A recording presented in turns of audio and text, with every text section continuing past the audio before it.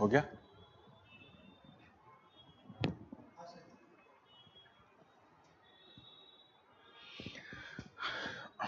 Well, good afternoon. Welcome back.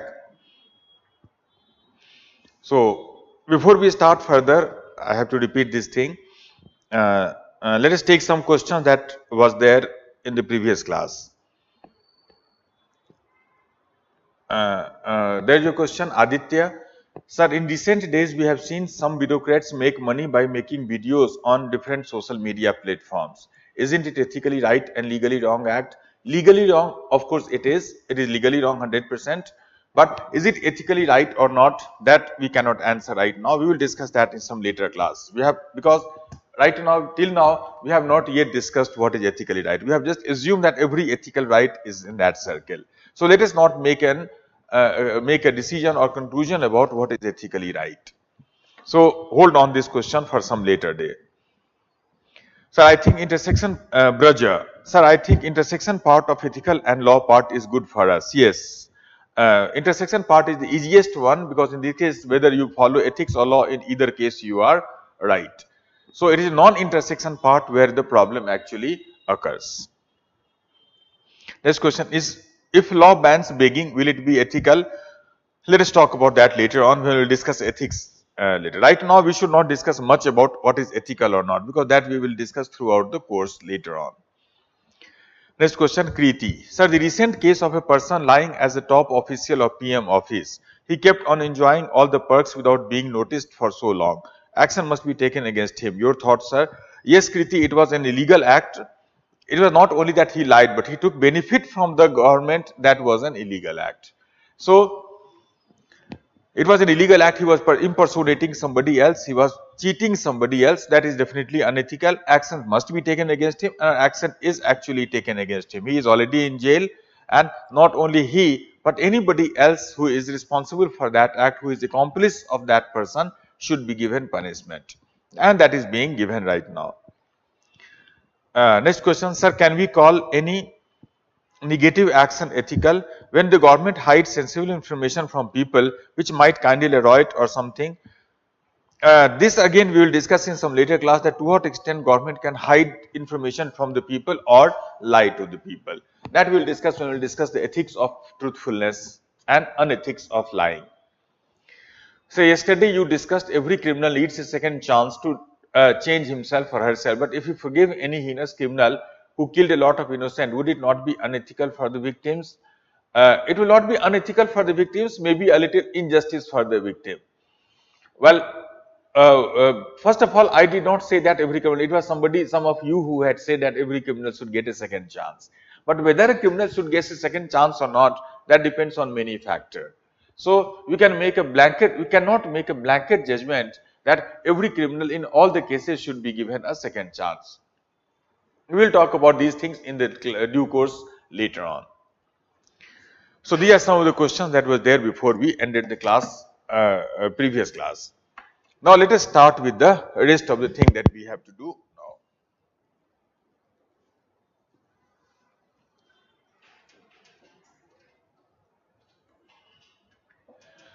So in the previous class we were talking about ethics and law, and then finally the third important thing that we will talk about is, write down, ethics and convention or custom or tradition or etiquette.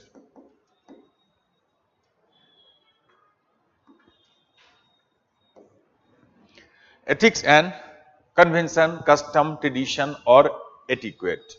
Now in English language, if you see, all these four terms are a little different from each other maybe, but from our purpose we will use all the four: convention, custom, etiquette or tradition, more or less synonymous with each other. So convention, if you look at it, every society has a lot of convention which also tells us what is right and what is wrong. So for example, among many Hindus in our country today, most part of our country, well, there is a convention custom that many Hindus follow, that when they meet the parent, when you meet your parents or elders after some time, then as a show of respect, you touch their feet. Now, touching the feet of your parents as a show of respect is a convention. There is nothing ethical into that, there is nothing religious into that, there is nothing legal into that also. It is just a convention that is there. So, according to that convention, touching the feet of your parent will be right and not touching the feet of your parent will be wrong. So, the question is that what is difference between, how is it that the conventional right and wrong, like touching the feet of your parent, is different from the ethical right and wrong. So, in some detail we will talk about that also in this introduction class. Here also, first of all, we will talk about the two basic difference, then after we will talk about the third difference also. So, write down firstly, ethics is based on our individual reason, while ethics is based on our individual reason, while conventions are based on the past practices.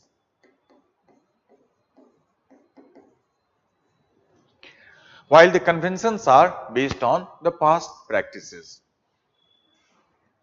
So that is the first important thing that we have to understand. The idea here is that as we had already seen, that ethics is based on our individual reason. We individually reason out, and then on the basis of that we decide what is right and what is wrong, what to do and what not. But in the case of convention, past often becomes the guide. So whenever we try to do something, then we look at the past, which guides our present behavior. It is something like this. Suppose, for example, this is time, and suppose this is the present moment, now this moment. Now, if you have to decide to do something or the other in the present moment, and if you look at some past event as a guide, that if you start looking at the past, that in a similar situation, how did your parents behave, how did your elders behave, how did your forefathers behave, how did your seniors behave, and if you find an example of that, and if you start doing the same thing in the present, then your behavior will be a conventional behavior. Your act will be past as a guidance. So what guides your behavior? That determines whether your behavior is what. So for example, what guides your behavior determines which norm you are following. So if your mind, your conscience guides your behavior is ethical. When your religious book guides your behavior like the Bible or the Quran, then that will be a religious behavior. When your constitution guides your behavior, IPC or CRPC guides your behavior, then that will be a legal action behavior. And when your past becomes a guide of your present behavior, then that will be you can say a conventional behavior, customary action. So if you ask a Hindu, for example, why do you touch the feet of your parents? The only thing that they will say is that, well, it is our culture, it is our, tradition. My forefathers have been doing this for thousands of years. That's why I should do it. So if you use such an argument that I should do it just because my elders have been doing it all the time, for thousands of years maybe, then your behavior argument is a conventional argument and your behavior is a customary conventional behavior. So idea is that past as a guide to the present behavior. That is what we call the convention.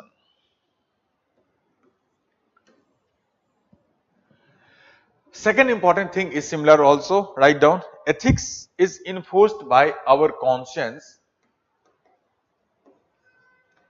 Ethics is enforced by our conscience, while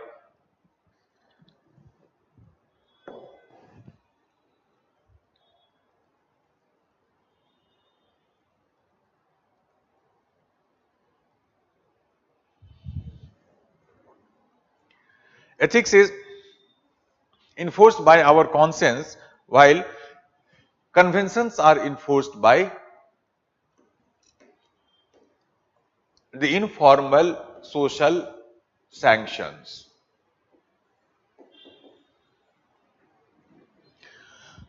While the conventions are enforced by the informal social sanctions.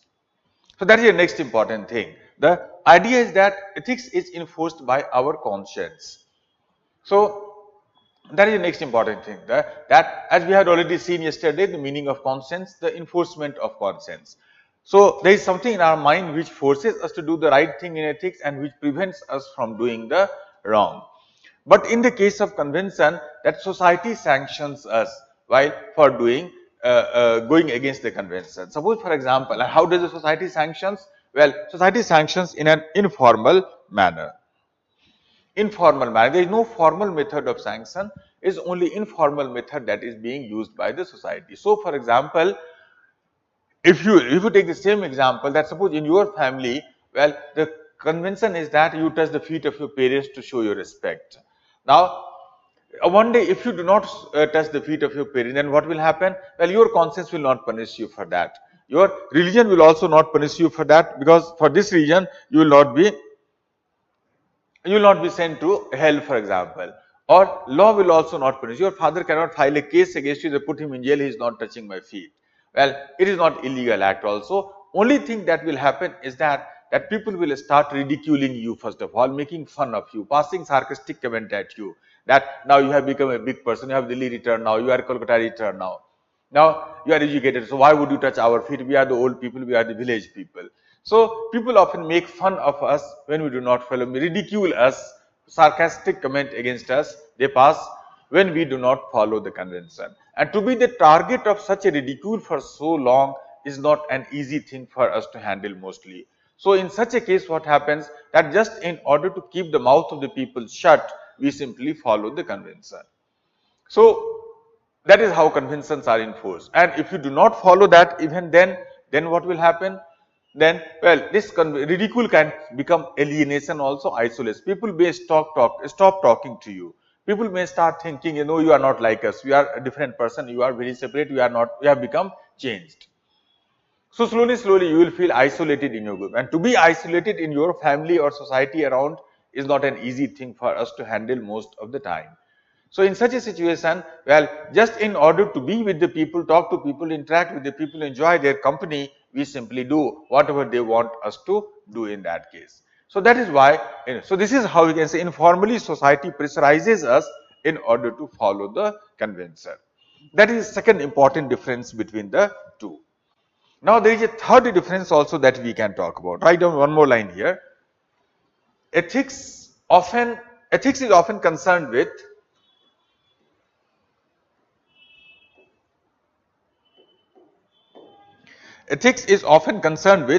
the more deeper aspects of our behavior. Ethics is often concerned with the more deeper aspects of our behavior, while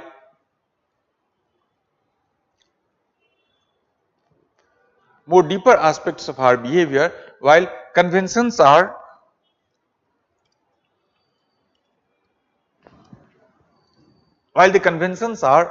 more about the surface or superficial aspect. Surface or superficial aspects of our behavior. Surface or superficial aspects of our behavior. So that is the next important thing. Ethics is more about internal, deeper aspect of our behavior. There is something inside us, deep inside us, which makes us to follow the ethical principle. So for a convention, on the other hand, is more external, more superficial, more surface aspect of our behavior. So for example, one important ethical principle can be that respect your elders. Respect is a very important ethical principle. We will talk about that in a later class. Respect your elders, maybe that will be ethical principle. But convention is not only about respect. Convention is more about how do you show your respect. So for example, respect can be shown in many different manners. Some people can show respect by touching the feet also. Some people can show the respect by bowing down also. Some people can show respect by kissing also, hugging also, shaking hand also. A different way of respect. But in the case of convention, other forms does not matter. Only one form matters, that you have to touch the feet of your parents. So for example, one day if you try to show your respect to your father by shaking hand with him, then it might, if you are a very conventional family, then it might become a scandal in your family. People will start saying that how this big you have become that you will shake my hand. So it might become a scandal also, it might become extremely, well, problematic thing also. In some family it may be okay that sons may shake hand with their parents, but in many of our family in India, that might be highly undesirable, highly unconventional, might be offensive also sometimes. So it is not that whether you respect or not, it is more important that how do you show your respect. For example, by touching the feet only. Other forms will not matter. So it is more about the surface aspect, it is more about superficial aspects, more about external behavior rather than internal acceptance. It is more about public behavior rather than private acceptance. Ethics is more about private acceptance. You internally start believing that what you are doing is right. But in the case of convention, well, we may internally may not believe it, but even then we simply do that. So that is one important thing. There are the three important differences between the ethics and convention. I think there was a question, let me see. So touching the feet is our tradition that we follow from our religion. So how is it conventional behavior? Braja. No, Braja, it is not about a religion. In which book of religion it is written that touching the feet of your parent is right? Among Hindus also, there is no book for that. There is no religious thing again. Many Hindus can say, I know many Hindus, they do not touch the feet of their parents now. They shake hand also, they normally hug also. So, but they are not sent to hell because of that. Nobody says that if you do not touch the feet of your parents, then after you will be sent to hell maybe. So it is not a religious, it is just a convention, a little stronger convention maybe, but nevertheless a convention. So that is how these two systems of norms differ from each other. So now finally we can say here that there are four systems of norms that exist in our life. So ethics, religion, law and convention. So almost everything that you do in your life is determined by one or more of these four systems of norms. Everything that you do.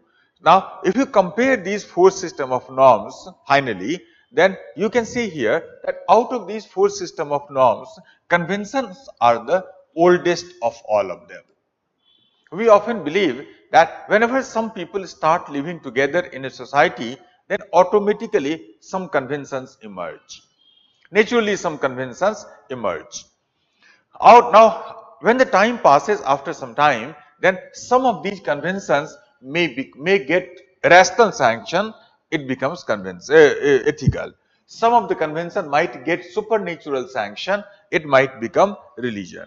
So, for example, most of the things that is written in the, say, Quran, for example, it might be the convention of Saudi Arabia of the time when Quran was written with a lot of reform.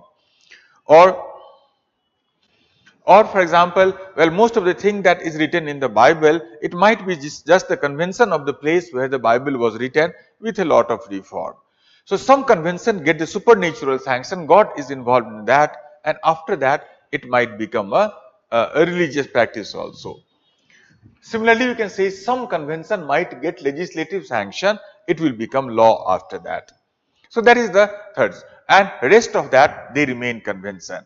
So most of the norms initially arise at a convention, then after depending on how does it change, some of them become ethical, religious, legal, and the rest of them remain convention always. So that is how conventions often start the other process of norm. Further, you can say if you compare these four systems of norms, then out of the four one, conventions are the widest in range. Conventions are the widest in range in the sense that majority of our behavior, maybe 60%, maybe 70% of our day-to-day behavior is often determined by the convention. Majority of our behavior. So, for example, just think of it, how much of your behavior is conventional in that sense. So, suppose for example, the clothes that you are wearing right now, it may be convention of your society. Color that you wear, the fashion that you adopt, it may be convention.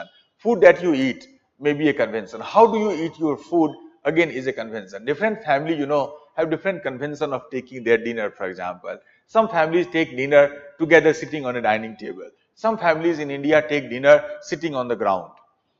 Some families take dinner, for example, while watching a television, for example. Some families take their dinner alone in their individual room, etc.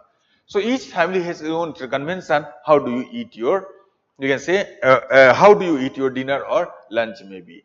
So majority of the thing in your day-to-day life, like the clothes that you wear, fashion that you adopt, or you can see the food that you eat, the way you talk to each other, the way you greet each other, the way you can say interact with each other, all of these things may be determined by your day-to-day conventions. So conventions are the widest in range in terms of its impact on the number of behavior that we are showing every day.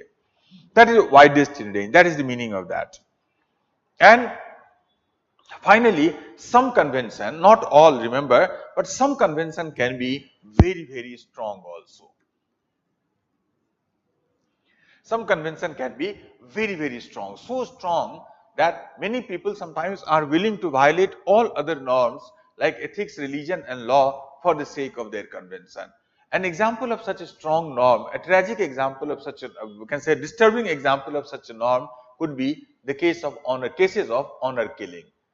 Now, honor killing is a strong convention in that sense. So, in this case, the convention of the people's caste, you can say subcaste or religion or gotra, etc., becomes so strong that people are willing to kill their own family members also, their own loved ones also, for the sake of convention that they want to uphold.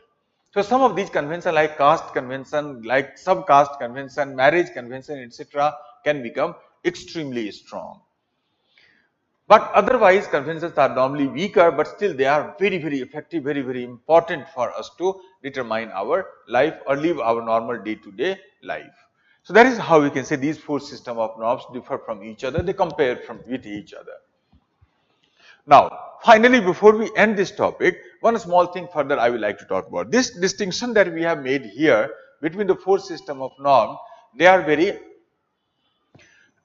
theoretical conceptual difference, distinction maybe, because so here we have made a very neat distinction between all the four, clean distinction, but in real life, this distinction is not that clean. Real life is much more complicated than what we make it up in a classroom. So how is that real life becomes more complicated? Real life becomes complicated because suppose, for example, this is your ethical norm, suppose this is your religious norm, if this is your legal norm, and suppose this is your conventional norm. Now look at it how, so all of them overlap with each other. Now look at it how complicated it becomes. Now can you figure out what is what in that case, what is religious, what is legal, what is ethical and conventional? Is next to impossible. Now out of that, this overlapping part is the easiest for us. So in this case, these are the actions which is supported by, approved by all the four systems. They are the easiest thing. And all the non-overlapping part are something that creates ethical dilemma for us. What is right and what is wrong. So majority of the ethical dilemma that you have in the life is because of these conflicts, where more than one system of norms, they are in conflict with each other. One important purpose of studying ethics is to understand how to resolve such ethical dilemma. So we'll keep on talking about that how this can actually be done. So this is what is important here that we have to finally understand. So that is how these four system of norms relate with each other, overlap with each other. That is all about ethics and other normative system. And with this, the introduction class that we had planned here is complete. So these are the important topics which I think is important for us to remember, know, in order to understand the rest of the course that we are going to start now actually. So now we will start with the first important theory of ethics, and that theory is called social contract theory. First important theory of ethics we will talk about now is called social contract theory.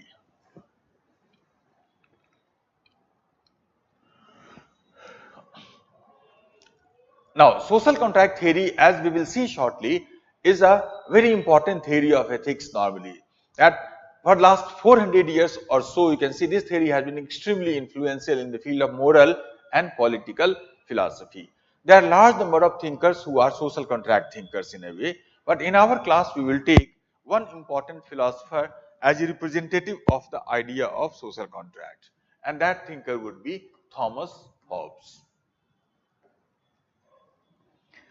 So Thomas Hobbes, but remember there are many other thinkers also who talk about social contract, people like John Locke, Jean-Jacques Rousseau, or more recently even Immanuel Kant, maybe more recently John Rawls, or even Robert Nozick, for example. So there are large number of philosophers have been there during last 400 years or so. They have been talking about social contract theory. But Thomas Hobbes is very important because Hobbes was the first social contract thinker in the modern time. He was the person actually who coined this term social contract. And he developed a whole very cogent and systematic theory of ethics on the basis of the ideas of social contract.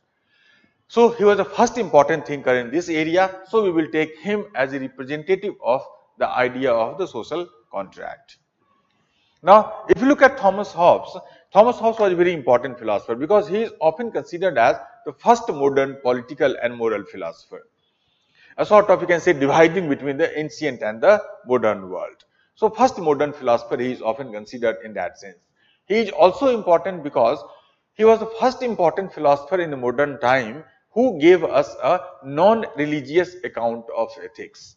Because earlier, as I told you in the previous class, that ethics and religion was considered to be more or less synonymous with each other.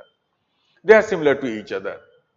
And he was the first important philosopher who tried to give us a non-religious account. He said that we can understand the right and wrong in this world without referring to the ideas of the other world, that world, the God and the Satan, for example, heaven or the hell, for example.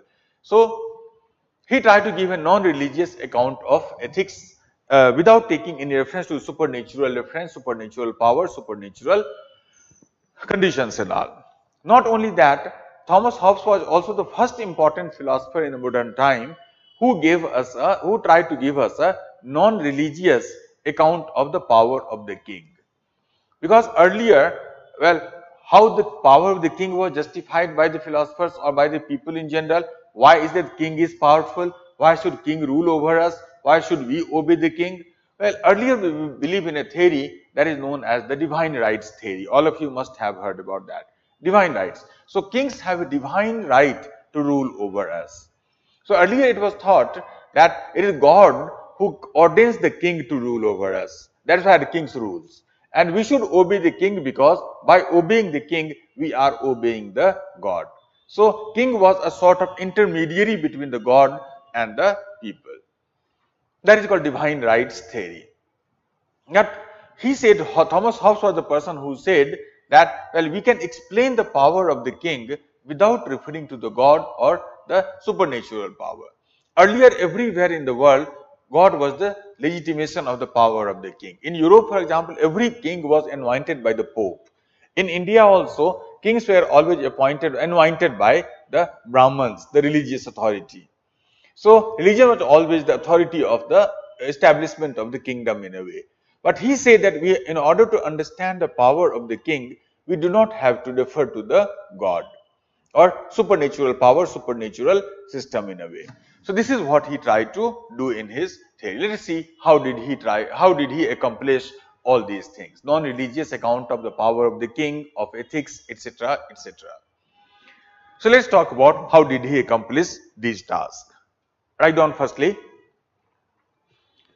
in his theory, Hobbes tried to understand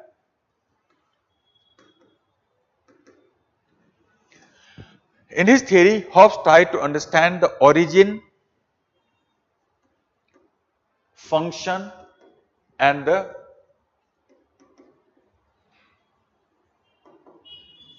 Hobbes tried to understand the origin, function or the basic motivation for morality. Origin, function and the basic motivation for morality.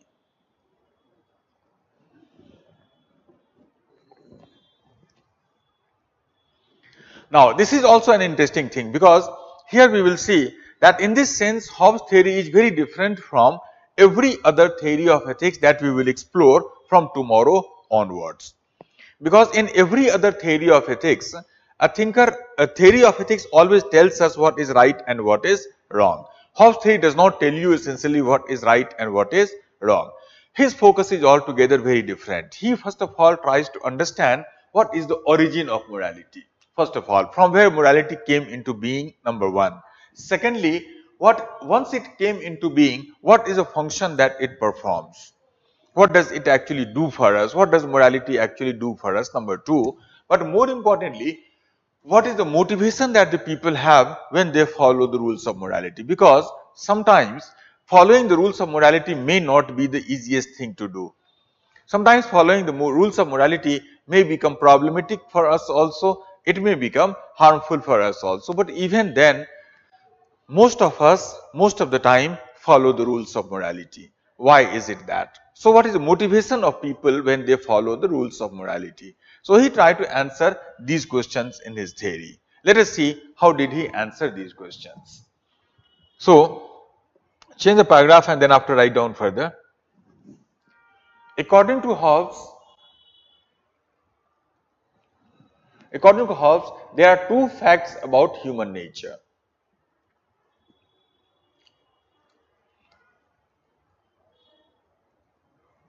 There are two facts about human nature.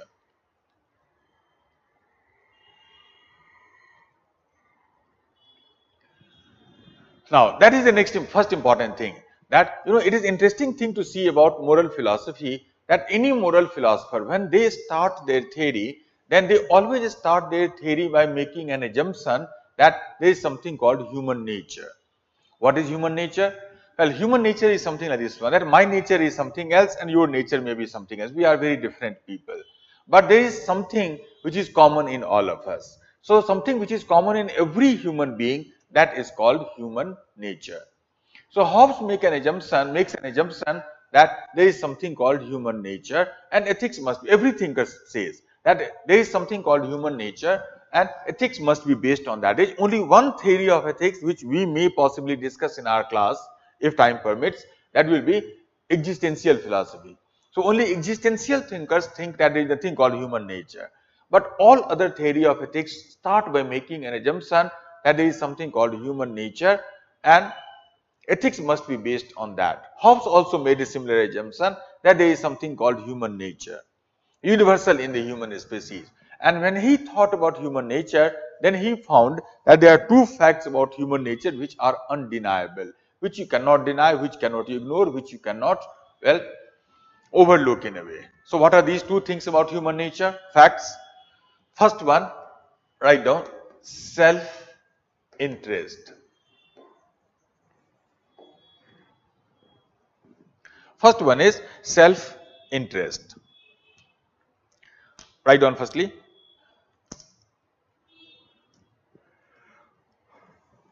According to Hobbes, man is always motivated by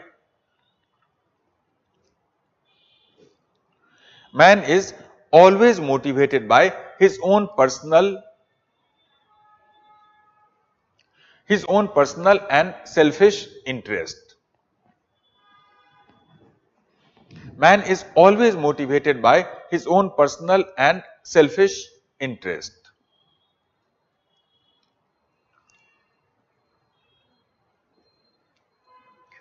So this is the first important thing. He says here that, well, by nature man is, everything that we do, behind our action there is always some self-interest. Even if we help somebody, then behind that helping also some self-interest is involved in that. Man is, so essentially what he means here is that man is selfish by nature. So man is selfish by nature. Now when I say man, then we include women also. Women are also selfish by nature. They are not selfless. So idea is that man and women are selfish by nature. That is the first important fact. Second important fact that he talks about is, write down, violence.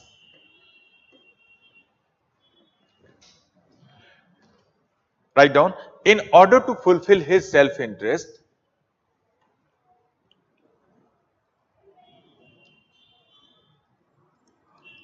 in order to fulfill his or her self-interest, man does not hesitate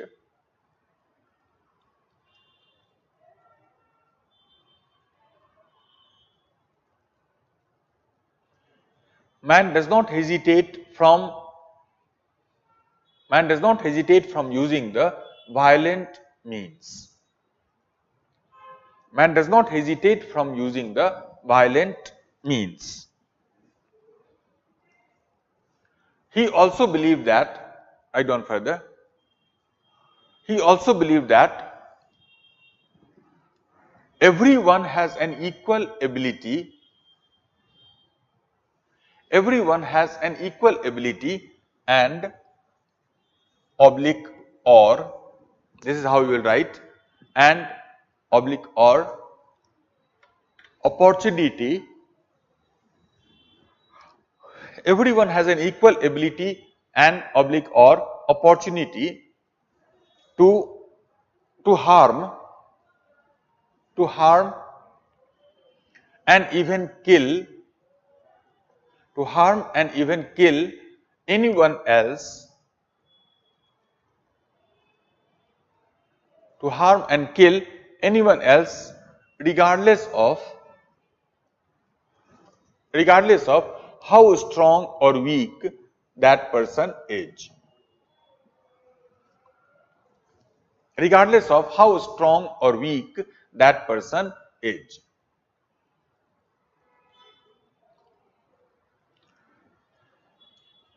Regardless of how strong or weak that person is. So that is the second important thing. He says that along with being selfish, man is violent by nature also. So in order to fulfill his self-interest, if the requirement is there, we all have the tendency to become violent with each other, harm others, even kill others. And here also he makes very interesting assertion that as far as our ability to harm others is concerned, we all are equal. So everybody is equally capable of harming others, well, even killing others, regardless of how strong or weak that person is. What I mean here is something like this. Suppose for example, there are two people, say A and B. Suppose for example, A is a very strong person and suppose this person is a very weak person. This person is a very weak person. Now, if there is a fight between them, there is a clash of self-interest between them, then, well, common sense can tell us, of course, that this person can harm him very, of course, easily because he is such a weak person and he is so strong. He can harm him, he can even kill him, of course, because he is so weak. But Hobbes is saying here, just because he is a weak person does not mean that he cannot harm or kill him. He may possibly kill him when he is sleeping maybe, or he can stab him from back maybe, or maybe he can organize some other people. Say suppose C and D are other two people and suppose their self-interest converge together, then he can organize all these people and combine together, they can harm that person and kill him. So he may not have the physical strength to kill him, but he may have organizational ability, he may have leadership ability. So he can organize and lead other people so that combined together they can harm. So the idea here is that just because this person is a very strong person does not mean that he is a threat. There is no threat about him. He can also be killed by anybody. A strong person can also kill the weak person also by using some other opportunity, maybe kill that person as well. Anybody is capable of harming anybody else. Anybody is capable of killing anybody else, regardless of how strong or weak that person is. So that is the condition of human life according to him, selfish and violent, ability to equality of ability to harm others. Now change the paragraph and thereafter write further. These two facts These two facts lead to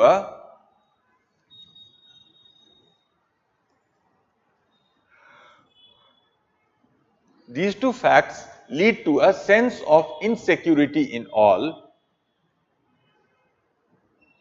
These two facts lead to a sense of insecurity in all, in which everyone is afraid of everyone else. In which everyone is afraid of everyone else. These two facts lead to a sense of insecurity in all, in which everyone is afraid of everyone else. He called this, comma, the state of nature.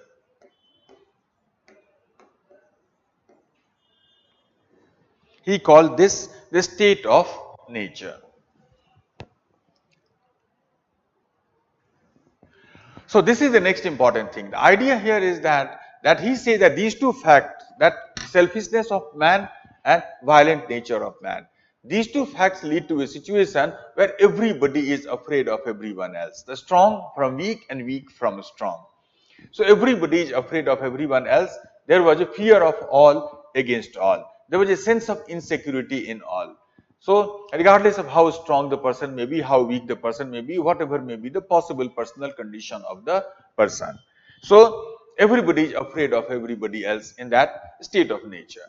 Now this situation where everybody is afraid of everyone else is called, he called that as state of nature. A famous phrase used by him for the first time. And after that, every social contract thinker uses this term state of nature. So we will talk about all of that, and you can use this word, this phrase state of nature in many of your answers also. What is that state of nature? A state of nature was the one in which the nature alone controlled human behavior, human actions and all. And nature means what? Selfishness of man and the violent nature of man, sense of insecurity and all. So state of nature was that society, when only, you can say, no government was there, no state was there, no king was there, only nature controlled our behavior. So in a way you can say state of nature was a type of pre-state society, or we can call it non-state society. I will give you some example of that, present and past, later on. So it is a non-state society where there is no state, there is no government, there is no king, there is no political arrangement, there is no political system. So without a state, pre-state, when the state existed before that, how did we live? That was called a state of nature. And in today's world also, those society where king is not there, or state is not there, government is not there. So how was the life in that society? That is called state of nature. Now, what were the characteristics of a state of nature? Write down a few lines. It was the state of complete liberty. It was the state of complete liberty. It was the state of complete liberty. In such a state of nature,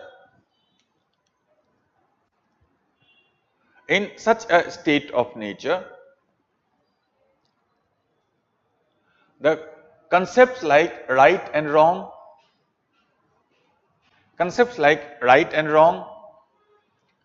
or justice or injustice,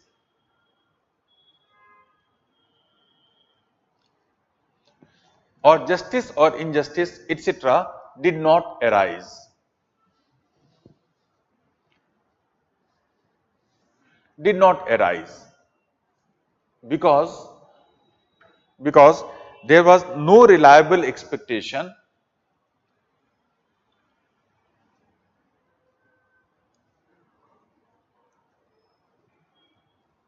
Because there was no reliable expectation from anyone's behavior.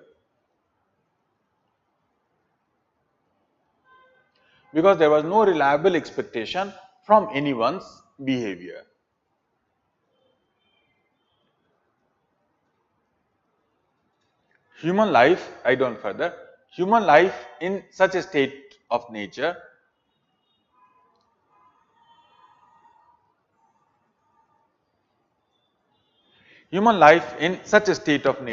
was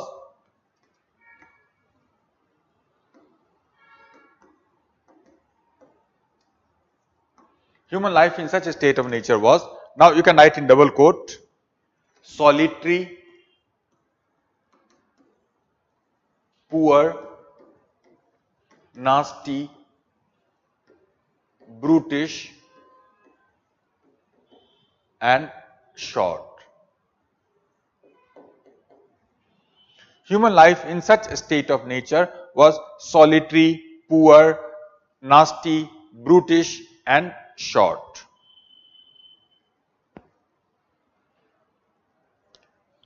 Nasty, brutish, and short. Now this is how he described the state of nature. He said that a state of nature was a state of complete liberty. There was no restriction on the liberty of an individual. Anything that you can do, you may do. There is no restriction, there is no limitation on your liberty. So he said that in such a state of nature, when there is a complete liberty of the people, then right and wrong did not exist. Nothing was right, nothing was wrong. There was no justice and there was no justice. In a way we can say this is a state of nature, pre-government society. Remember, well, if you use the Hindi word for that thing, then we can say state of nature is a type of jungle raj. That where jungle alone, you can say jungle rule of jungle apply. And what is jungle raj? Well, in a jungle, for example, well, right and wrong does not exist. The morality and ethics does not exist. In a jungle, for example, a lion killing a tiger, a deer, for example, well, is that ethical or unethical? No, it is neither ethical nor it is unethical. It is just a fact. So in jungle, ethics does not apply. In jungle, morality does not apply. In jungle, nothing is justice and nothing is injustice. So we cannot say that lions are bad and deers are good, because lions kill deer. So in this case, we can say bad and good does not exist, right and wrong does not exist, because lion have the liberty to, you can say, kill a deer, and deer has the liberty to run away from the lion. So whatever somebody can do, if the deer can run away from the lion, then that is right for him, and if the lion can kill a deer, that also becomes right for him. So in a jungle, well, right and wrong does not exist. In a state of nature, right and wrong did not exist, or ethics and morality did not exist, because there is no reliable expectation from anybody's behavior. Anybody can do whatever that person wants, or that person can do. There is no question of want, a question of can. So he said that in such a state of nature where no rule was there, no law was there, it was jungle raj was there, then human life was very bad again. Very figuratively, beautifully he has described this line again.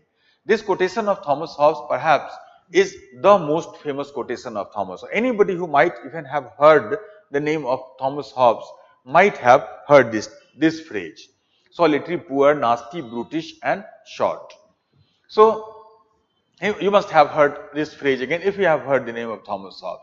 He said that in a state of nature, life was solitary. Because, why so? Because we cannot share any information with anybody. If I share something with you, then you may find some self-interest in my information, and that will put me at risk. We all are lonely in that case. Poor, because our energy is consumed just in order to keep ourselves survive. That survival was the only concern, that nobody should kill us. So survival, because of that we have no time and energy left to enrich ourselves, make ourselves better. Everybody was poor. Nasty and brutish, because either we were fighting with each other or we were afraid in our mind. So there is a physical violence or psychological fear that made our life nasty and brutish. And short, because, well, very soon somebody will kill us, get an opportunity to kill us. He thought that in a state of nature, well, life expectancy of the people will not be more than 25 years. Before 25 years, somebody will kill. So people you often used to die at 25 years. Not, you can say, because of natural cause like disease, etc. They used to die because of the violence, because of the somebody killing somebody else. So that was the type of life that the people had in the state of nature in a jungle raj. Now what can be the solution of that situation? Change the paragraph and then after write further. In order to escape from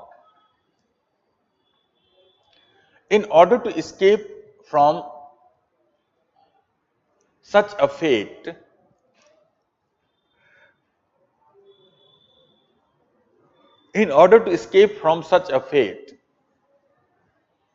man who is selfish, but still rational,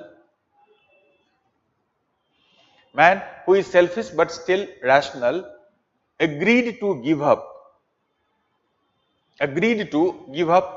some of his liberty,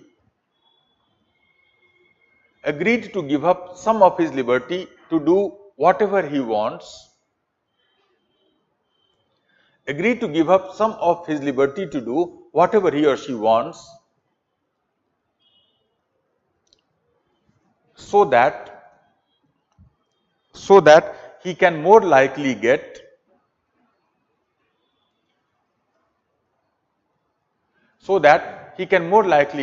what he desires,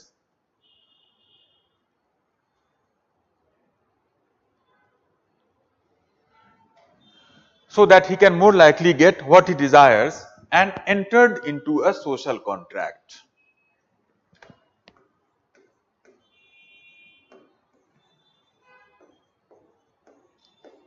and entered into a social contract.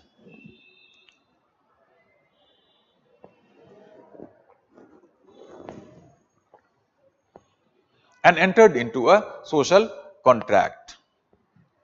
Now, this is how he said that social contract came into being. The idea here is that he said that this life that we had in a state of, so a state of nature gave us complete liberty, but that complete liberty has such a bad consequence that our life was so bad, solitary, poor, nasty, brutish and short. So he said that in order to avoid such a situation, in order to escape from such a situation, well, man who is selfish, no doubt about that, we are selfish, but along with being selfish, we are rational also. We do not want this life. We imagine a better life. So in order to have a better life, we all agreed that if liberty you can say, if it is so bad in consequence, so let us give up our liberty. So in a hypothetical situation, perhaps we all sat together, and in that agreement, that meeting that we had, maybe a hypothetical meeting maybe, in which we all agreed that if liberty has such a bad consequence, so let us give up our liberty. So this agreement among the people to give up their liberty is what resulted into a social contract. So what is social contract? Social contract is the result of the agreement among the people to give up their liberty. So that is how social contract actually came into being. Now, what is this social contract consisted of? Write down further. This contract had two components. This contract had two components. This contract had two components. First one, a set of rules and laws. A set of rules and laws which everyone is expected to follow.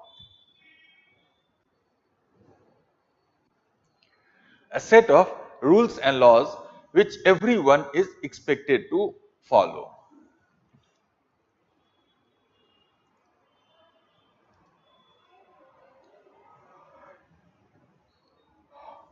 So, that was the first component of a social contract. So, every social contract must have a set of rules and laws which every member of that contract is required to follow.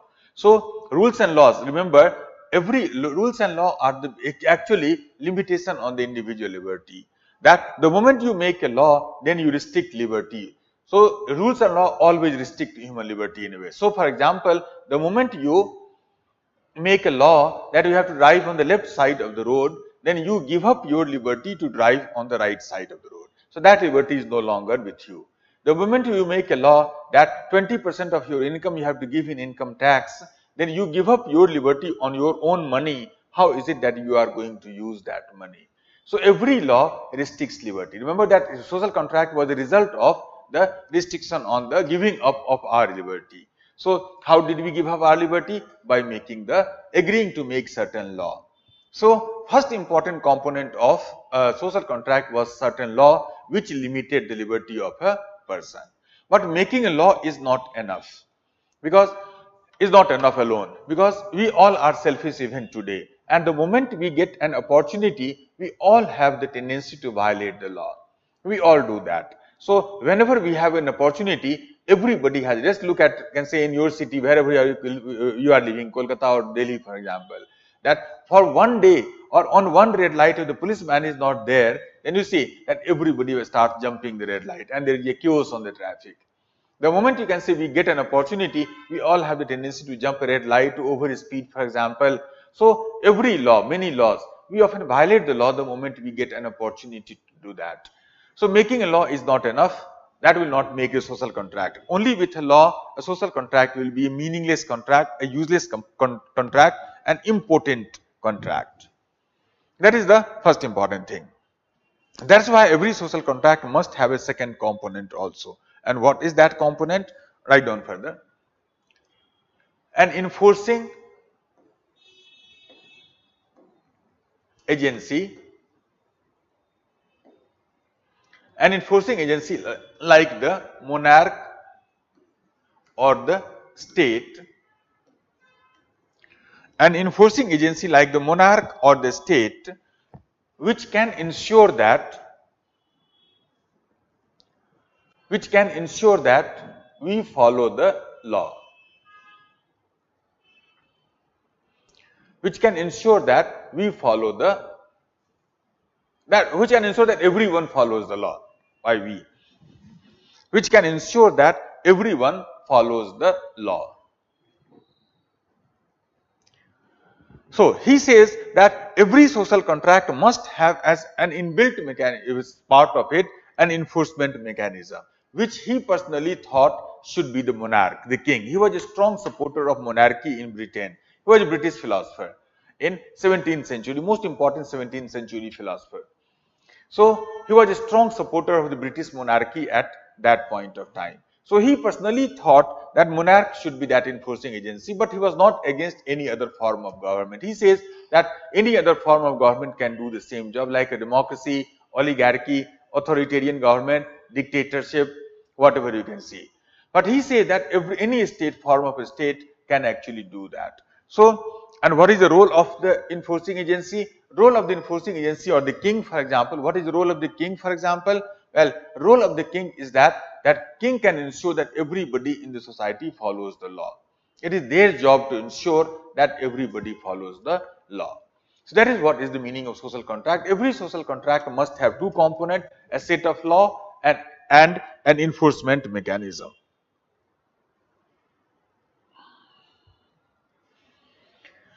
So, write on further, change the paragraph and after write further. It is only within such a social contract, it is only within such a social contract that the concepts of right and wrong, is only within such a social contract that the concepts of right and wrong,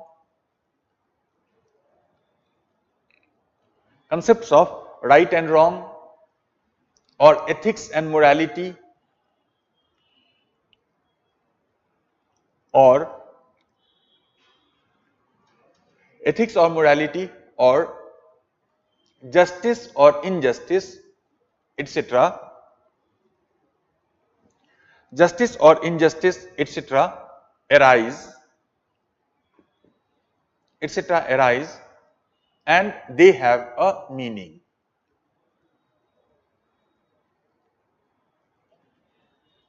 Arise and they have a meaning.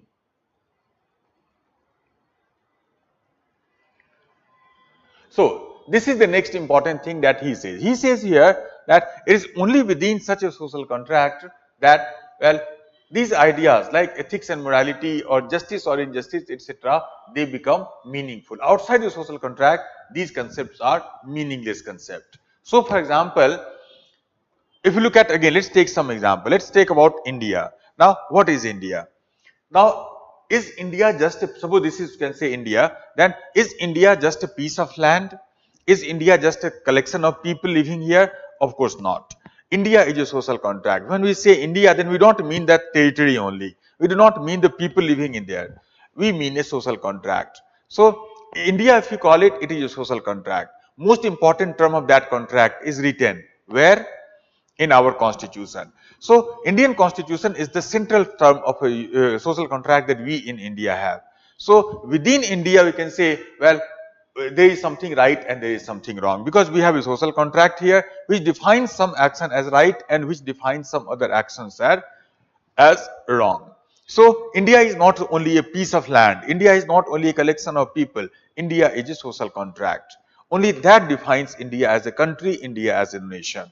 Now, it is interesting thing to see. Many people say sometimes, erroneously maybe, that India is an old country, old nation. No, India is not an old country. India is not an old nation. India is a very new country. India is old civilization, old culture. But as far as nation is concerned, country is concerned, social contract is concerned, it is a very new country. So, as a country, as a nation, India was born on 26th January 1950. What did we do on that day? Well, on that day, we rejected all other social contracts based on the Hindu law, Islamic law, Christian law, etc., etc. So, we rejected all other social contract and we entered into a new social contract.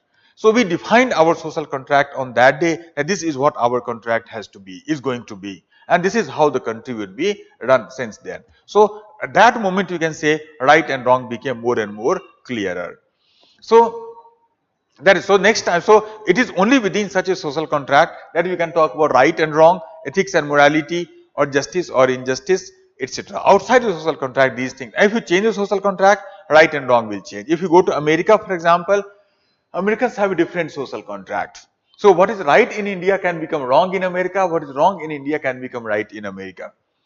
Because Americans have social contract which is very different from that of ours. So in America, for example, people in America have the fundamental right to carry a gun. So carrying a gun, so in America, a student can carry a gun even to a classroom like this. With a gun, he can walk on the road also. So in India, in America, carrying a gun is right, but in India, carrying a gun will be extremely wrong. You cannot carry a gun in the market, you cannot carry a gun in a classroom. So there is nothing right and wrong in the gun. It is just about a social contract that we have in India, different from that in America. So in America, we have a second. So what is right in India can become wrong there. What is wrong in India can become right there, depending on nature. If you go to China, for example, well, Chinese social contract is very different from that of India. India and America at least have one thing common. What is that common? Well, in both India and America, well, we have at least a democratic contract. Democracy we'll talk about a few days later as an ethical idea. But we can say in India and America, there is one thing that is common, is that both of us are democratic in our social contract. China, on the other hand, is an authoritarian social contract, a very different nature of the social contract itself. So in China, both of them, these things can become wrong and something else will become right. So Hobbes is saying that it's only within such a social contract that concept of right and wrong emerge. They exist, they have a meaning. Outside the social contract, everything is right. And since everything is right, so nothing is right.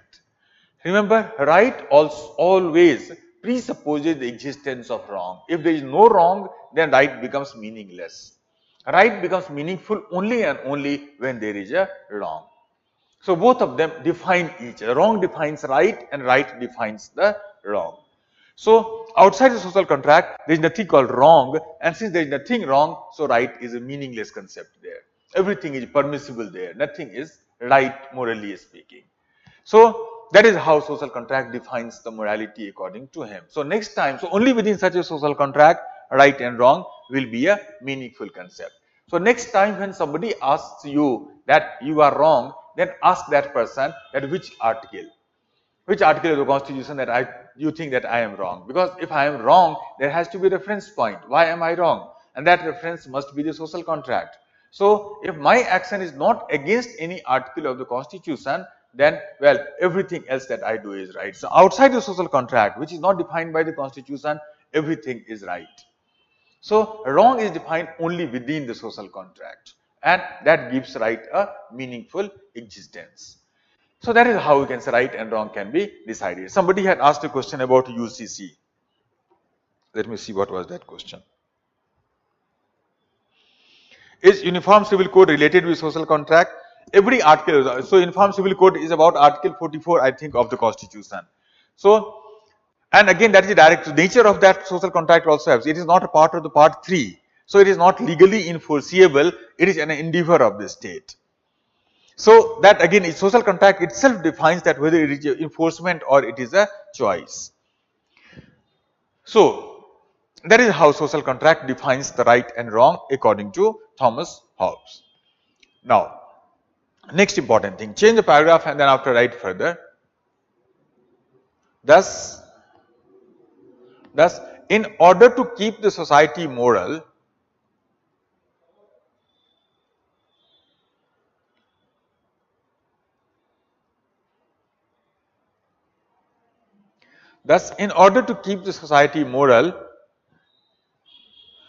he believed that the state must be very strong.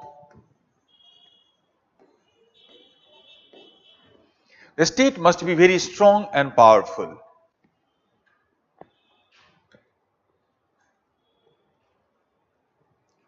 The state must be very strong and powerful. It must arouse, the state must arouse enough fear It must arouse enough fear in the minds of the people. It must arouse enough fear in the minds of the people so that it must arouse enough fear in the minds of the people so that they follow the law.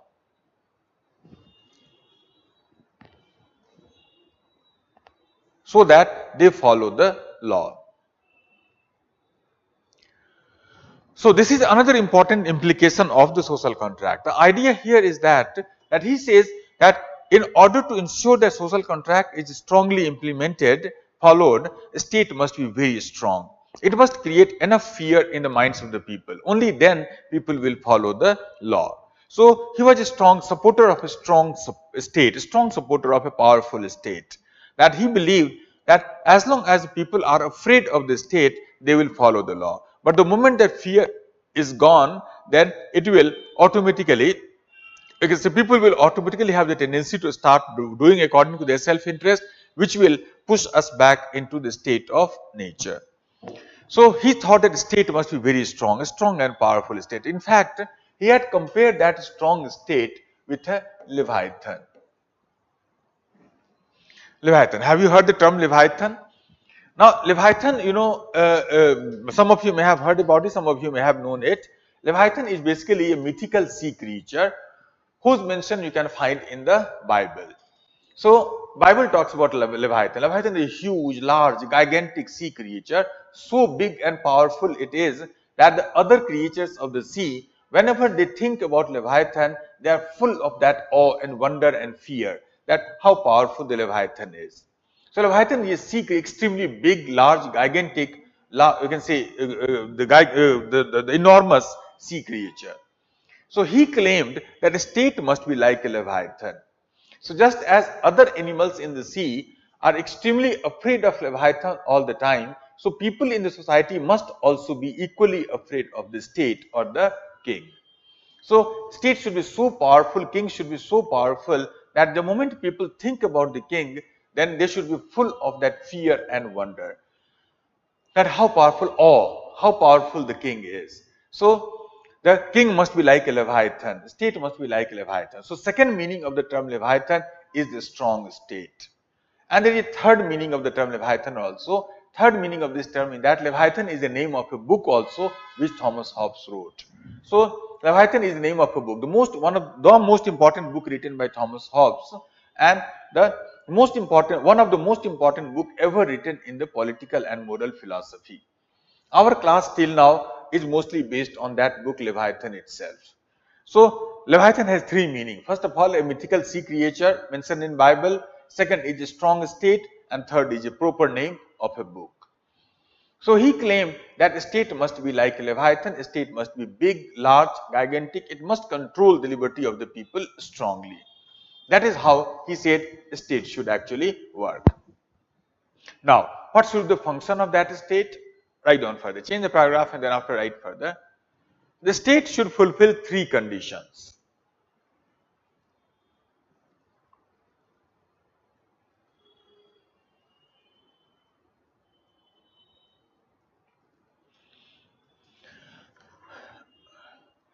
Well, there is a question. Sir, is the monarch part of a contract or not? Yes, it is a monarch. That's why I told you every contract must have two. I already told you. Contract must have two components. Monarch is a component of social contract. So, monarch is a part of the social contract. It is actually from the social contract that the monarch gets the power to rule over us. I told you earlier that he was the first important philosopher who gave a very cogent theory or political theory that from where the kings get the power to rule over us. He said the king gets the power to rule over us not from the God, but kings get the power to rule over us through the social contract. So we have given up our liberty and given that liberty to the king. Okay, you control the liberty. You work as a custodian of our liberty so that we can achieve our goal in a more comfortable manner. So monarch is a part of social contract. Without monarch, without state, so social contract is a toothless contract. So it is from the social contract that monarchs get the power to rule over us, legitimation of the power.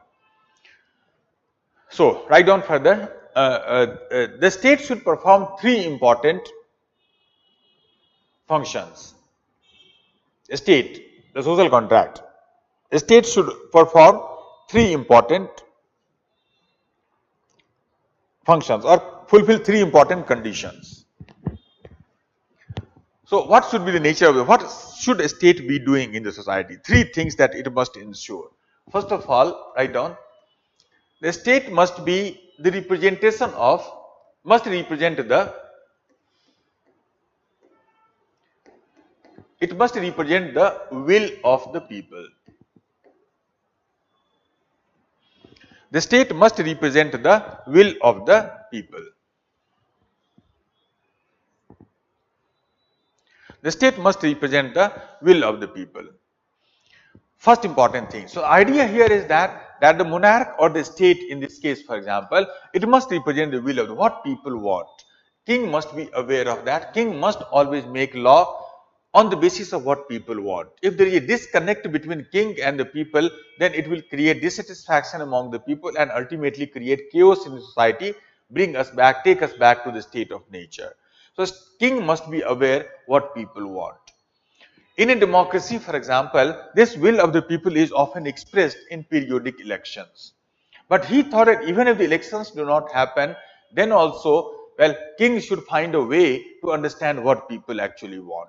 So, the social contract and the state must be the representation of the will of the people. That is the first important thing. There should not be disconnect between people and the king. Number one.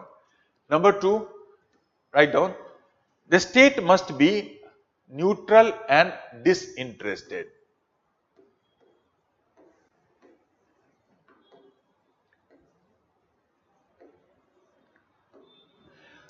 The state must be neutral and disinterested.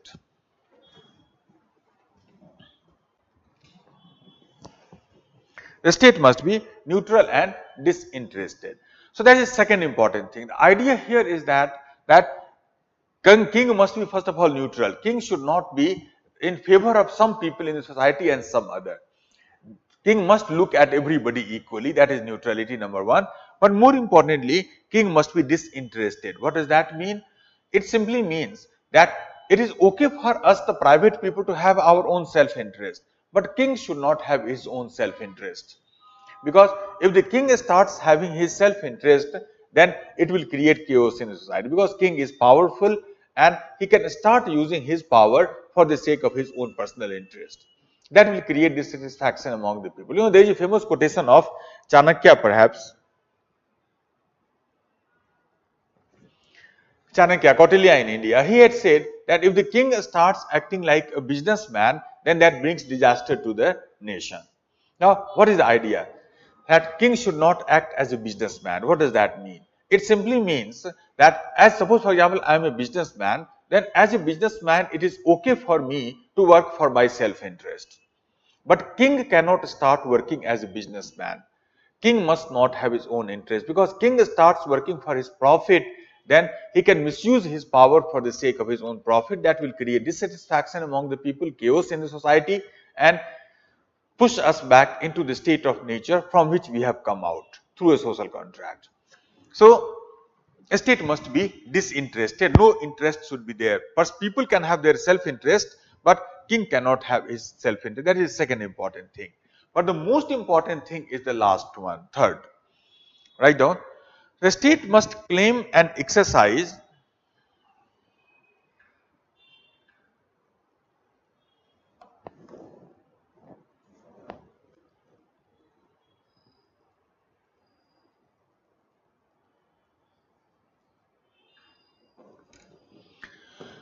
state must claim and exercise a complete monopoly over the use of force. The state must claim and exercise a complete monopoly over the use of force in the society. The state must claim and exercise a complete monopoly over the use of force in the society.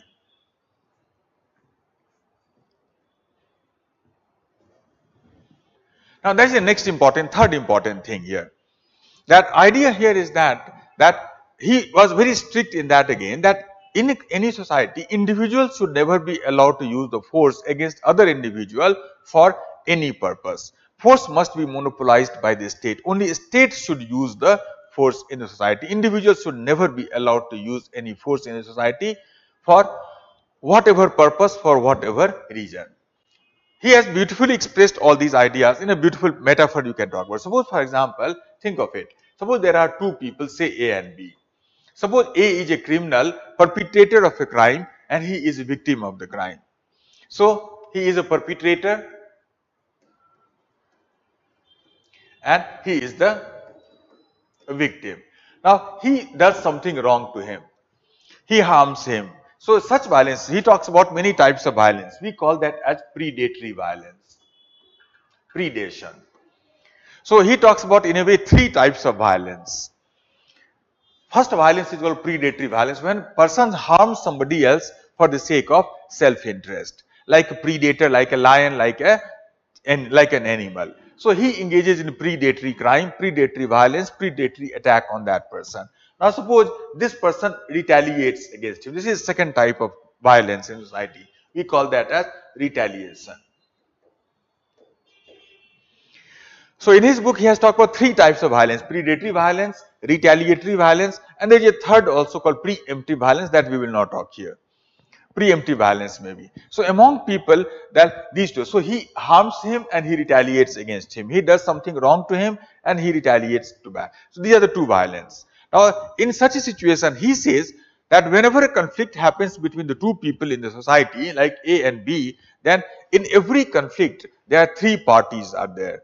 Two parties are directly involved party, perpetrator and the victim. But there is a third party also in every crime, in every act of violence in the society. So let's call that third person as L.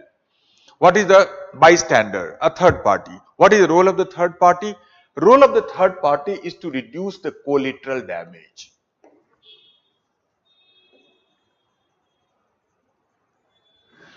The role of the third party is to reduce the collateral damage, because he believed, and we all know about that whenever violence exists between two people, then violence is never limited to two people. Violence always have a tendency to spread.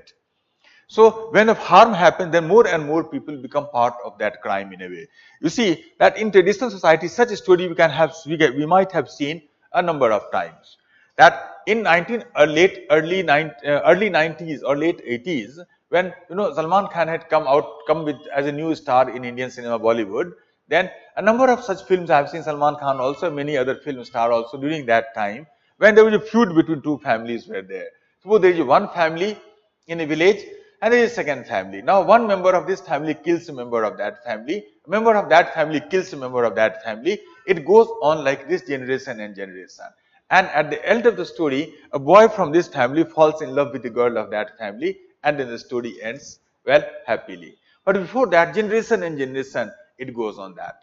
So this is what happens very often. So suppose, for example, he harms this person and he retaliates again. Do you think that fight will be over after that? No, there will be further fight. There will be further fight. Fight has a war, has a the violence has often a tendency to get spread.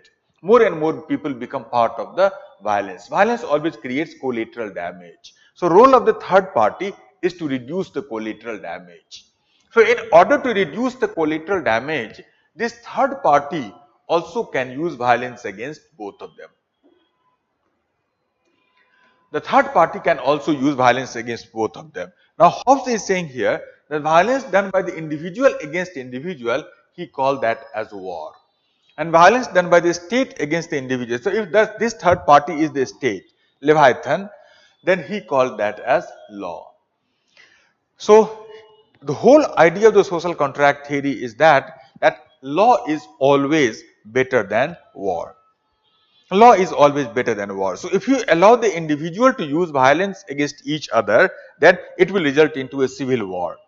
He was still a victim of civil war. He himself was a victim of civil war. You must be aware that in 1700 there was a civil war in Britain, extremely bad, extremely problematic civil war was there. So he was quite afraid of such a civil war when people start killing each other. So he said if you allow the individual to start using violence against each other, then it will ultimately result into a civil war. So to stop that civil war to happen, it's very important that you must take all the violence and concentrate that in the hand of the state, because the state can use the violence alone under the law. So suppose for example, just think of it. Suppose for example, he is harming him and he can justify that I did not do anything wrong. I just retaliated against him. That's it. He harmed me first. But Hobbes will say that of course he is a criminal. He has done something wrong, but he is also a criminal. What is his crime? That his crime is that he has encroached upon the monopoly of the state over the violence. What he should have done? He should have gone to the state. And the state might have used the violence against that person, that would have been justified. But if you use violence against that person directly, then that will become unjustified. So individual under any pretext, if you allow this person to justify his violence, then Hobbes will say that anybody can justify his violence. Everybody who uses violence has some, even Osama bin Laden, when he blew up the World Trade Center, he had some justification for that. Even when Ajmal Kasab killed so many people in Mumbai, he also had some justification. So anybody can justify his violence. So that will become a chaotic situation in that. We cannot allow the people to justify the violence under any ground. Violence can be justified only when it is done by the state under law. That is the difference between, yesterday we had talked about Ajmal Kasab's case. When I told you that people who support, can say people like Hobbes will say that when Ajmal Kasab killed so many people in Mumbai, that was wrong. But ultimately what did we do? We also killed him. Is that justified? Hobbes will say yes, it is justified. Why it is justified? Because when he used violence against us, when he was committing a war, that was an act of war. He was an individual doing violence against individual. So that was a war. But when we killed him, we did not kill him by a person, because we killed him by the state under law. So that was justified. So when violence is done under law by state, then Hobbes will say it is justified violence. But when violence is done by the individual against individual, for whatever reason, it will always be unjustified. So this is the idea of this thing. The state must have a complete monopoly over the use of violence in the society. Now this idea is very important today, that many people may fail to understand that. Many cases of, you can say in India, that for the last few years, many cases of lynching etc. has happened, that had created some disturbance among the people. Now I was watching some interview of some Gaurakshak, particularly cow related lynchings that you see sometimes here. Now I remember once I was watching an interview of a cow vigilante group, and somebody asked him, interviewer asked him that you harmed those people because they were transporting cows. Do you think that you did something wrong? They said no, they said that no, I did not do anything wrong. Why not? Then after they justified that we harmed them only because they were transporting cow, they were trying to, well, slaughter the cows. They were doing illegal act. Now question here is that if somebody is doing illegal act, then if you harm that person, then do you think that you are doing the right thing? No, you are equally big criminal in that case. So what you should, if you know that somebody is doing something wrong, then can you kill that person for that? Can you harm that person because of that? Of course not. Hobbes will say that will be equally unethical in that case. What you should have done, if you think that those people are transporting cow illegally, then what you should have done, you should have gone to the police. Police might have arrested them and tried them in a court of law and then gave punishment. That would have been okay, because that would have been justified, because it was done by the state under law. That if you start harming somebody, then there will be chaos in the society. That should not be allowed. Individual in the society should never be allowed to use the violence for any reason. You know, after this idea, when it became very popular during that time, then the King of England, as far as I remember, he was Henry V perhaps, the King of England,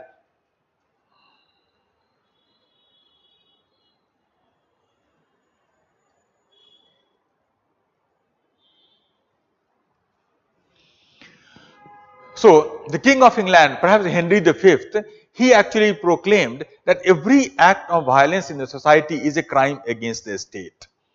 So it became a top of accepted principle of, you can say, moral political philosophy in the recent time. Any act of violence in society is a crime against the state.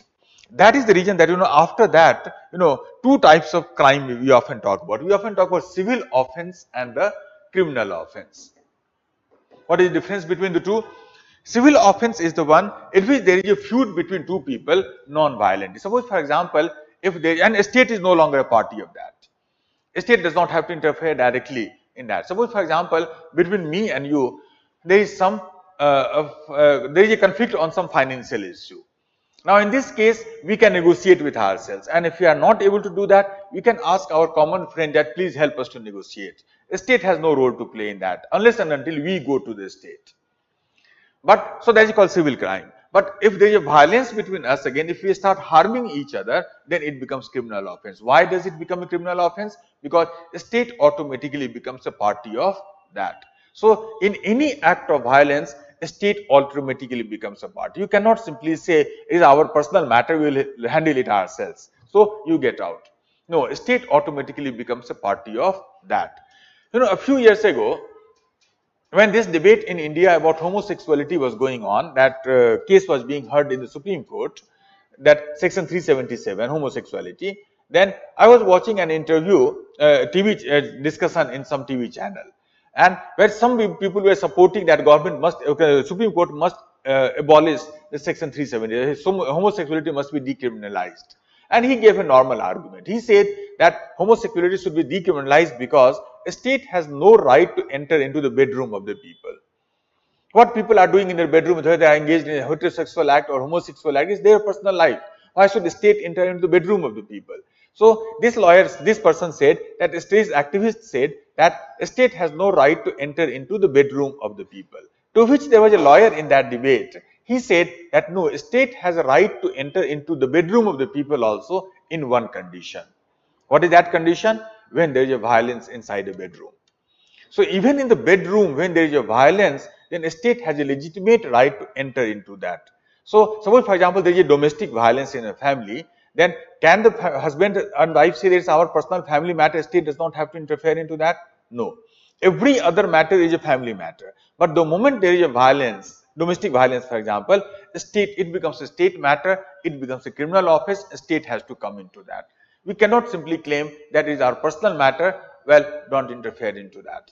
So that is an important thing. So criminal offense is the one in which a state automatically becomes a party of that. A state has to interfere into that. A state cannot allow the violence to happen in the society. A state must claim and exercise a complete monopoly over the use of force in the society. That is the basic idea.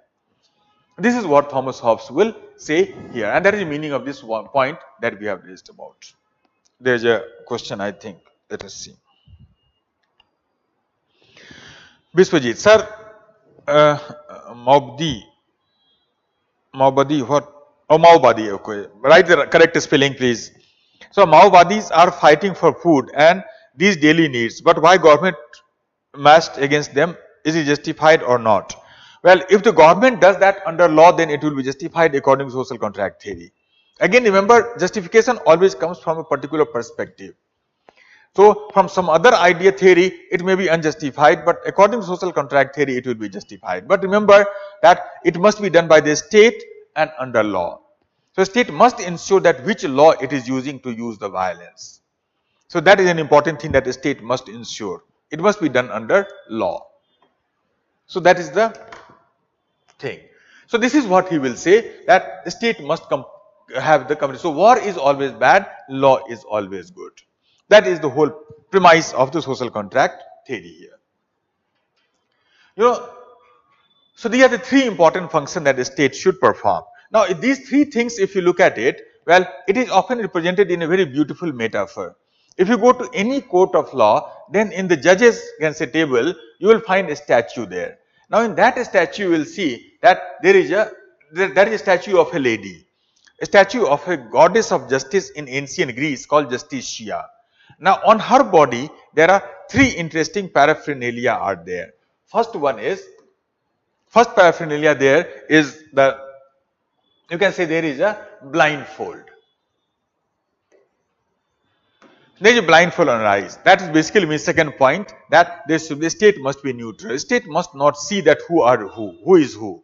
So, I love that person, I hate that person. No, a state should not have personal interest in that. Blindfold. Second important thing is a scale in one hand, and everybody's will must be represented, justice must be done. Second thing. But most important is the third one. What is that? there is a sword in the second hand. So sword in the second hand, that is the most important thing. What is the meaning of the sword? Meaning of the sword is that the state must have a complete monopoly over the use of force. So that is the interesting and important thing. So it is normally seen that whenever till the point, this is meaning of the term strong state. A state must have a sword in its hand. As long as the state has a sword in its own hand, then a state will be able to maintain peace and harmony in the society. But the moment sword becomes weaker, then society has a tendency to go back into the state of nature. So that is a very important thing that Hobbes is talking about, and that is something that you need to understand. If you look at if you look at this idea of sword and peace, then you can see that many such examples you can find throughout the history. In Indian history, if you look at it, there are many periods of Indian history which we often call the so-called golden period. That Mauryan Empire, Gupta Empire, Chola Empire, or Mughal Empire more recently. So they are often called golden periods. Why are they called? So if you look at all these so-called golden periods, then one thing common you can find is that in all these periods, the kings were very strong. The sword was very strong. So as long as kings were strong, the society was very united and all. And the moment sword becomes weaker, then well, society often breaks down into its components in a way. The very good example in this case was the case of Ashoka, the Mauryan king. Now Ashoka is a very interesting king, perhaps one of the very unique king in the history of humanity. Because as far as I know, he was the only king in the whole world history, who as a policy gave up sword. After Kalinga war, he was the person who gave up sword. He declared publicly that I will not fight any war after that. But even after giving up sword, he was able to rule over the largest empire that perhaps India has ever had. Now the question is that even after giving up sword, how did he rule over such a large empire? Well, there were two reasons were there. First of all, before he gave up sword, he was actually able to show that he can be, if the requirement is there, he can be very cruel and ruthless also. So he had a reputation of being a very cruel king also. He was called often Chand Ashok. So you must have heard about that. In a war of succession, he had killed all his brothers. Or in the Kalinga war, he has killed more than 100,000 people. There was a large number, huge number at that time. So more than 150,000 people he had maimed. So he had shown to the world that he can be extremely cruel if the situation can. People were still afraid of him. But more importantly, even after giving up war as a policy, he did not dismantle his army. He still had a very strong and powerful army. People were still afraid of him. So because of that fear, he was able to rule over such a large empire. But after his death, later Mauryan kings were not so strong. So within 50 years of the death of Ashoka, Mauryan empire disintegrated. And India was divided into small kingdoms. They started fighting with each other. That is what the state of nature is more like. Same happened after Aurangzeb. Till Aurangzeb, Mughal kings were very strong and powerful. Because of that, India was more or less peaceful and united. But after Aurangzeb's death, the later Mughal kings were not that strong. Because of that, you know what happened. Again, India disintegrated into a large foreign invasion started happening. Nadir Shah came, or you can say Britishers came, the Europeans came, and this sort of state of nature. Fight started happening with everybody. So, and that was further, you can say, established, rule was established, law was established by another powerful empire, the British Empire, which was replaced by the current government, you can say, system that we have, which is also a very powerful state. So it is actually seen that as long as the sword is there in the hand of the king, the society remains peaceful and calm. But the moment sword becomes weaker, society has the tendency to go back into the state of nature. So the idea of the social contract theory, the whole idea of social contract theory is simply this, that in any society, he will say that the amount of violence is inversely proportional to the strength of the state.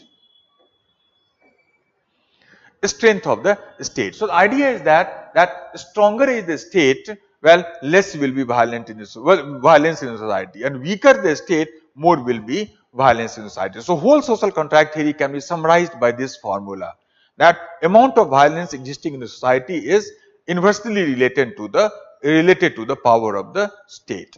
So if you want to make the society less violent, more peaceful, then you must have a strong and powerful state. That is the basic thesis that he has tried to propose.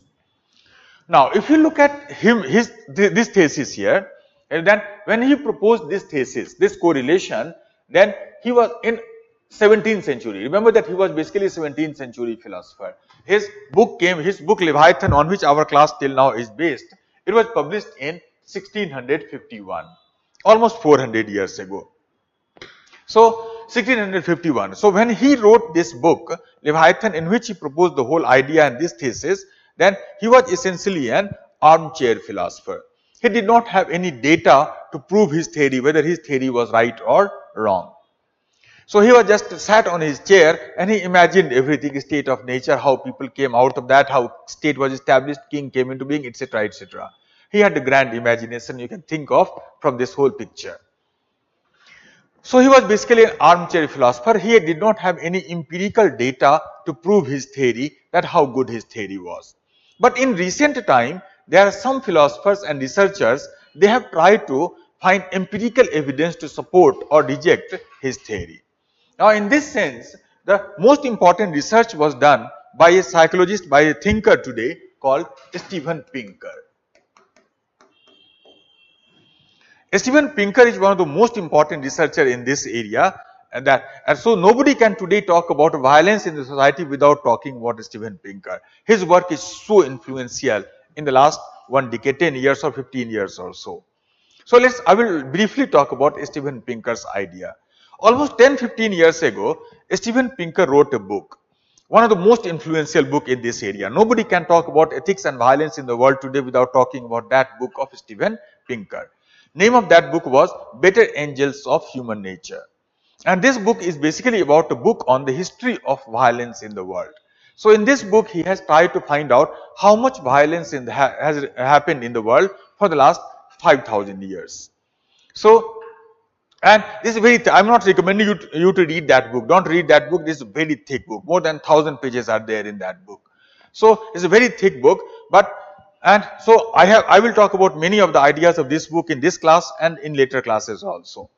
So in this book, what he has done, he has collected a huge amount of data from various sources, historical data, data from anthropologists, data for ethnographers, data from the primatologists, data from the biologists who do the carbon dating, etc. So he has huge amount of data he has collected. So this book is full of the data, table, graph, curve, logarithmic table, etc., etc. And on the basis of that, he tried to find out how much violence has existed in the world since the ancient time till today. And he has found here, let's talk about some of his ideas. He has found here, and suppose for example this is time. And suppose this is the present moment now. So he said that around 5,000 years ago from now, 5,000 years ago from now, well, the first state emerged. What was the first state, powerful state, big state? Well, it was Sumerian state, Babylon.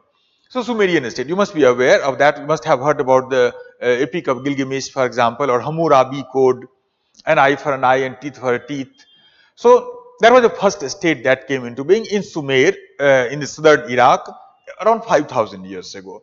And then after, other powerful state came in, Egyptian civilization, Mesopotamia, Indus Valley, or Yellow Valley in China. So these powerful states came into being. Now Steven Pinker found that around 5,000 years ago, two changes happened suddenly. One was the emergence of a powerful state, and at the same time there was a first significant reduction in the violence that was observed. So he found that there was a 5-fold reduction in violence was found. 5-fold reduction in violence. So that before, so if you look at amount of violence before 5,000 years and after 5,000 years, there was a 5-fold reduction in that. The moment state came into being, 5 times violence in the society reduced. And then after, as the time has passed since then till today, then Steven Pinker has found on his data research that violence has actually continuously reduced since then. And he had said here that history of human civilization, If you look at human civilization, he claimed that history of human civilization is the continuous reduction of violence in the world. As the civilization has developed for the last 5,000 years, there is a continuous reduction in violence has happened in the world. And today he made a claim that today we are living in the most peaceful part in the history of humankind. Human being had never been as peaceful as we are today. Now this may appear to be a little problematic for many of you to understand, because if you read the newspapers today, then you see so much of violence happening all around. So much of murder happens, terrorism happens, rape happens, the Ukraine war, etc., etc. So much of violence is happening all around. But even after that, Steven Pinker had said that today we are living in the most peaceful part in the human history. Human beings have never been as peaceful as we are today. He has written a line in that book that I often use in my class as a quotation. In many classes, I will use this quotation here. In this book, he has written that today we are living in such a peaceful period time that we are more likely to die of sugar powder than of gunpowder. Now that is interesting metaphor, that what kills more people today? Gun kills more people or sugar kills more people? Well, all of you know sugar kills more people today. More people die of diabetes than by being killed by somebody else, even in war. So that is so diabetes is more dangerous today, sugar is more dangerous. So throughout history, gun have been more dangerous. But today we are so peaceful that sugar is more dangerous than the gun. You don't have to worry about gun, we have to worry more about sugar powder. That is the amount of peace that we have been able to achieve. Why so? What has contributed to in making us more peaceful like this one? One is the powerful state, strong state. So as the state has become stronger, violence has been continuously reducing. This is what he has found here on his research again. There are other factors also, we will talk about that in later classes. But this is one of the important factors that has actually reduced violence in the world. Forget about historical data. Look at the world today. Can you tell me which part of the world today is most violent? Perhaps all of you will say that. We will say starting from Western Pakistan, Afghanistan, then Iraq, Syria, then Central Africa, Sudan or Somalia, Nigeria, etc. So this patch starting from Western Pakistan to Eastern Africa, Western Africa, well, that patch you can say is the most violent part in the world. Now if you look at all those countries where the violence is very high, maybe that Afghanistan or Syria, or you can say Sudan or Namibia, etc., Somalia. So if the violence is much more stronger there, then one thing common you can find in all those countries is that in all these countries, a state is virtually non-existent. A state virtually does not exist. So in Afghanistan, for example, the central government is there in Kabul, but even then at the ground level, well, the tribal warlords are much more powerful. They have the rule over there. So more violence happens in those areas. And which part of the world today you think is most peaceful in the world? Well, perhaps all of you will say it's Scandinavia. But according to Steven Pinker, Western Europe is the most peaceful today, whole of Western Europe. Now, let us talk about some data given by these people. Now, in Western Europe, let's talk about Western Europe. Now, before that, whenever we study violence as a topic in academics, then we often use a unit of violence. What is the unit of violence study and all? Well, we often use the number of killing, homicide, per 100,000 population per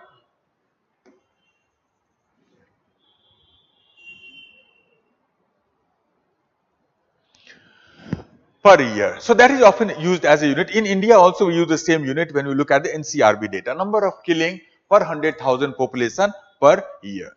Now in Europe, Western Europe, this number is just 1.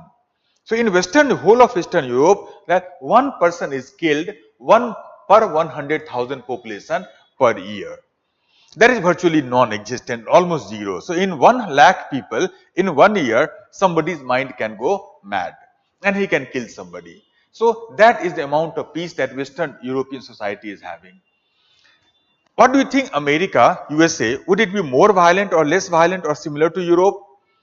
Well, Steven Pinker says that America is more violent. In the peak of crime wave in America in 1970s and 80s, in 1970s and 80s, crime was much higher in American society. Even in that maximum crime in the American society, well, then also this number was around 10 number of killing per 100,000 population per year. So America in that case is more violent than Europe. Can you tell me one of the reasons why America is more violent than Europe? One reason is that gun culture. I mean, in America, people have the fundamental right to carry the gun. So gun is something that, and if you allow the people to carry the gun, then you are actually violating the principle of Hobbes, monopoly over the use of violence. So America is more violent in that case. What do you think India would be? Like Europe, like America, more than that, or between the two? Now, when I ask this question in my class, then majority of the students say that it will be more than America. But that is a little concept problematic here. I don't have the data for India, but let's take one example. A few months ago, I was reading about it, that according to NCRB data, National Crime Records Bureau data, that in around to 2021, the last data that I am aware of, in Delhi, the total number of murder was around 478. For the sake of calculation, I am talking about Delhi only, where I live. So let's, for the sake of calculation, make it 500. So 500 murder happened in Delhi in 2021. Now, what is the population of Delhi? Well, around 2 crore. And convert that into our unit, multiply that with 100,000. 1, 2, 3, 4, 5, 6, 7, 1, 2, 3, 4, 5, 6, 7 to 2.5. So in Delhi, this number would be 2.5. So India is not as violent as even America is. India and Delhi, it is Delhi, and Delhi is not most peaceful part of our country. So I think the rest of the country would be more peaceful than perhaps Delhi would be. So idea is that in India it might be around 2.5 to maximum 3, not more than 3. Somebody told me that in India it is 2.9. So we are much more peaceful today than perhaps it was. So what is common between all these countries, Europe, India or America? Well, state is very strong, very powerful. So this is the state. Now compare that with some non-state society. Now Steven Pinker had given some data about the non-state society also, like some tribal society in Africa or Amazon forest, for example. So there it was found that in some tribe, most of the tribal society, this number was around 500 per 100,000 population per year. In some tribe, according to Steven Pinker, this number is as high as, well, 1,000 per 1 lakh population per, and in a few tribe that he has named also, this number is as high as 1,500 per 100,000 population per year. So he found here, he had shown in that thing that when a state is there, then the number of killing, violent death is just 1 or 2 or 10. And the moment a state becomes non-existent, then this number becomes 500, 1,000 or even 150, 1,500 sometimes. Even if you take 500, then also in the moment a state becomes, say 10 becomes 500, 50 times increment in violence happens the moment a state disappears. So idea is that Europe is the most, this is an interesting thing, Europe is a very peaceful place today. Do you think that European people are peaceful by nature? And Afghanistan is a more violent place. Do you think that Afghan people are more violent by nature? Well, there is nothing like that. Europeans, if you ask me, then I will say Europeans are very most violent people perhaps in the world. Look at the history of last 1,000 years. How much violence has happened in Europe? Crusade, war of religion. Forget about Muslims and the Christian. Think about the war that happened between Catholics and Protestant, maybe Christian sect itself. So 100 years war, 30 years war, French Revolution, very bloody revolution, Napoleonic wars, First World War, so Second World War. In Second World War, 60 million people had died. That many people, and all of them were, most of them were Europeans killing Europeans. So that, think about what Europeans did to the rest of the world. When Europeans went to America, then almost 90% of the local population they killed. When they went to Australia, almost 95% of the local population they killed. In New Zealand, 100%. In Africa, you know what they do. In India, they did not do that worse, bad, because India was a stronger state even before them. So only one Jallianwala Bagh we had in India, but in Africa there are many such cases were there. So wherever they have gone, they have created a huge destruction and violence. In Europe itself, during these wars that I talked about, they had created devastating war. So it's not that they are very peaceful. They are perhaps Europeans are the most violent people in the world. But even after all of that, Second World War onwards, Europe is the most peaceful part in the world. Is it that something they have become angels? No. That there are some conditions of Europe has actually created a peaceful condition in Europe. One of that is the existence of a strong and powerful state. There are others also which we will discuss in later classes. So it's not that Afghani people are more violent and Europeans are more peaceful. It is just that in Europe state is powerful and in Afghanistan state is virtually non-existent. So this thesis of, you can say, Thomas Hobbes, that existence of a state often reduces the amount of violence existing in the society, does appear to be right on the basis of these empirical data. So that is what Thomas Hobbes would say, and we do find some empirical evidence for that. People like Steven Pinker have done lots of work to prove that it is true. So that is the idea of social contract theory as propounded by Thomas Hobbes. Now at the end of this theory again, one small thing I would like to talk about. That according to social contract theory, what is our obligation as a human being? This theory tells us that, remember, ethics always tries to talk about human obligations. So what is our obligation?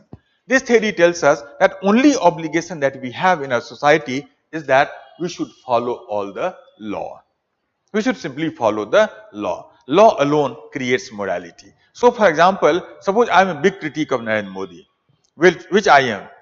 So if I am a big critic of Narendra Modi, then also Hobbes will say that if a law is made by the government of Modi for Narendra Modi, then it's my moral duty to follow that law. Because he has become the prime minister not by using force. He has become prime minister under a social contract by winning an election in which I also participated. So he is not a person, he is head of a social contract. So if I don't like his policy, then I should work very hard to ensure that he is defeated in the next election.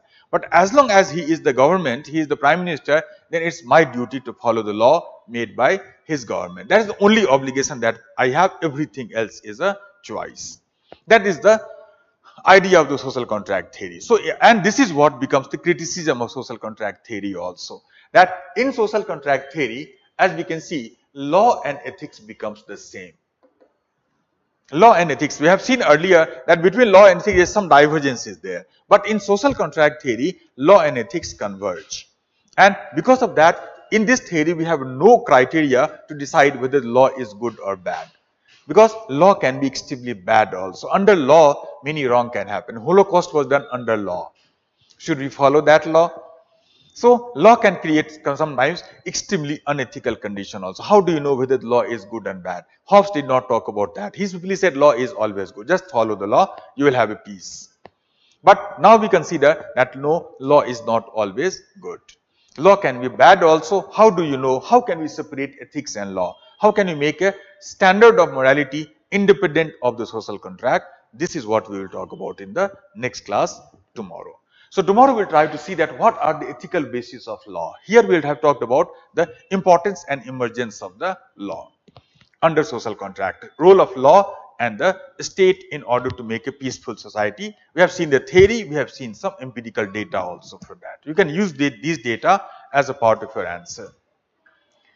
So that is all about social contract theory of Thomas Hobbes. Tomorrow we'll talk about the next important theory. Is there any question? Just 1 minute. Let me see.